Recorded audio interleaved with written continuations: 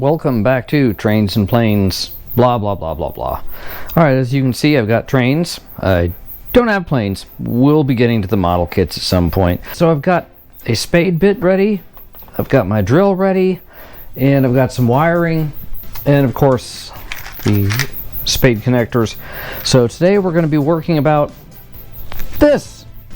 This is, I showed you this before, this is my upper loop. I've run the train several times under it, not, of course not my Scout, but as you can see, that's the original Scout right there.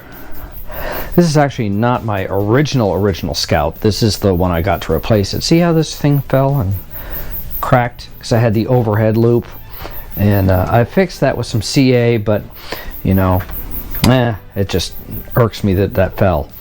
So anyway, so I had to put some supports on that, but that was back at the other house, so now I don't have to worry about that. So today I'm going to go ahead and solder those. I've already got the line run underneath there, and what I'm going to do is I'm going to go ahead and solder those. So I've got this connected and ready that I'm going to go ahead and drill the holes using the spade bit and of course my rigid screwdriver. This thing's amazing. I love this screwdriver. I love this better than I don't have any Ryobi. I mean, I have Ryobi, but I don't have any DeWalt.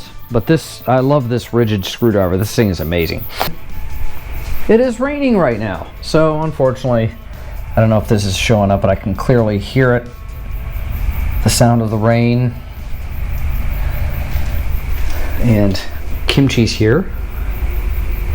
Kimchi's out here because he likes the little birds, and he definitely likes the squirrels, so he's out here enjoying watching them. So we're going to go ahead and start working on this. I'm going to get my wires measured and cut. Go ahead and get them soldered on. Alright, so here's what we did so far. Well, it's been about 10 minutes since I filmed the intro. I've got my soldering iron right here. It's warming up right now. This is the spade connectors. What I did is I took the 14 gauge wire.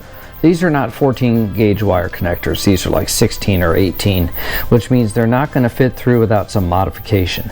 It's best if you get the wire through here and then solder it. So I've got my soldering iron heating up.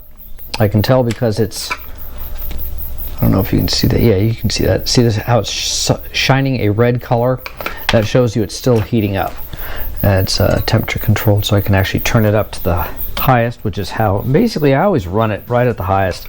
All right, so I just walked over and grabbed my solder. So what I'm going to do is, as soon as this thing is hot enough, that's really easy. You just take it out and you touch a, kind of get it tinned. It's already pre-tinned. I like to keep my tip tinned. There you go. You can see it's ready. Just hold it down right there,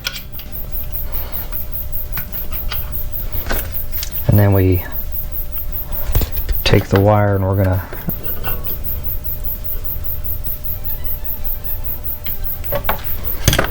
same thing. This one's already in place. Get that over just a little bit.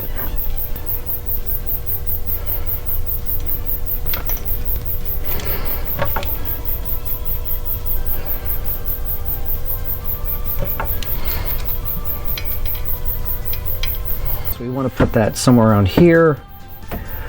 I may see if I can mount that right on the wall, so I'll move it over a bit.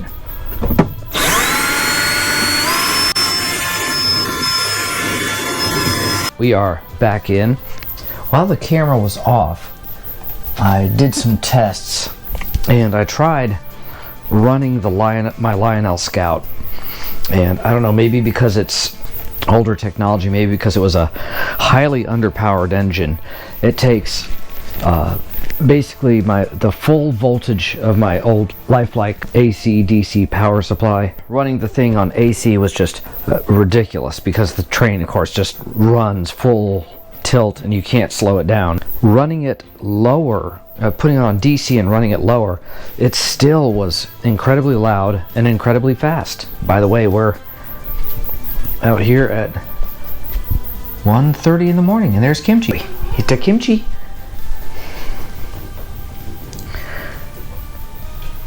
I don't know if he's been in this video yet or not, so I just wanted to make sure I got Kimmy on the video. The very sound of it stressed Kimmy, stressed me, stressed my wife. I mean, it was just, you know, rah, full volume, da da da da.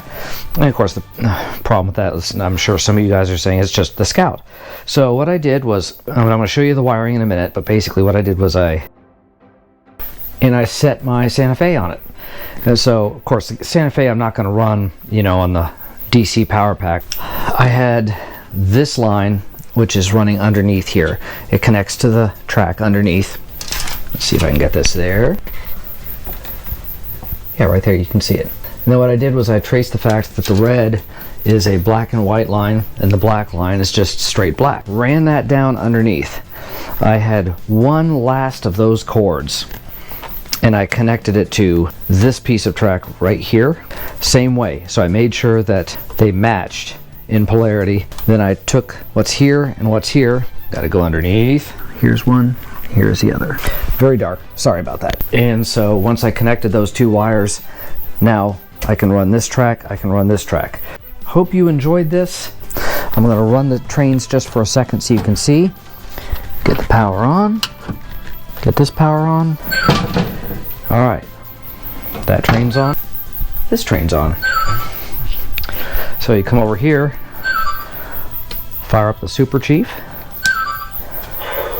Fire up the Polar Express. And there you go. Since the channel is all about trains and less about me babbling,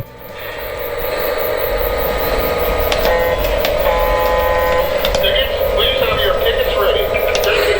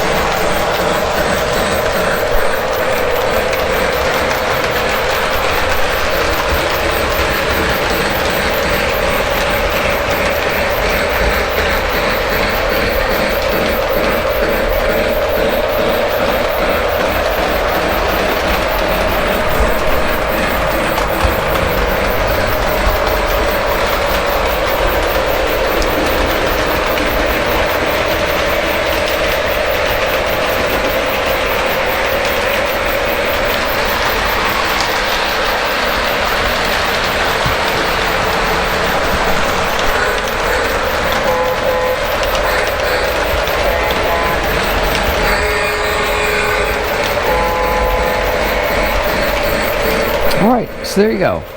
And that's the end of this video. Unfortunately, the standard running a